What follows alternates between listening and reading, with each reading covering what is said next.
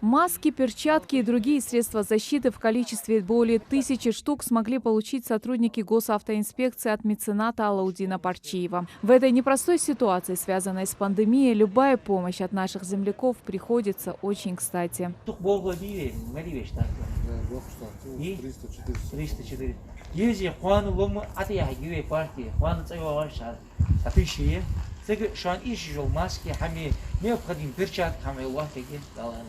Благодаря пожертвованиям Алаудина Ахметовича было роздано мясо и продовольствие 100 малоимущим семьям. Перед раздачей сага собравшиеся делают дуа за здоровье ингушского народа.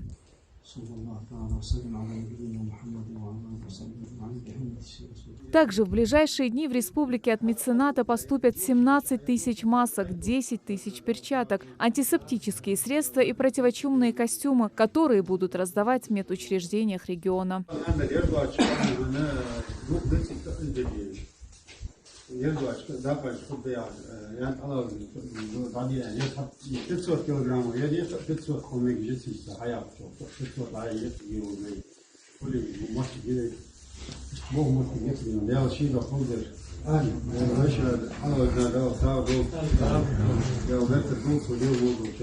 Это не первая благотворительная помощь, оказанная жителям республики нашими земляками, живущими за пределами региона. Каждый из них чувствует ответственность за ингушский народ. Поэтому призывают жителей сидеть дома в этот непростой период, беречь не только себя, но и своих родных и близких. Напомню, на сегодняшний день на территории Ингушетии подтвержден 191 случай заболевания COVID-19. Умерло 4 человека.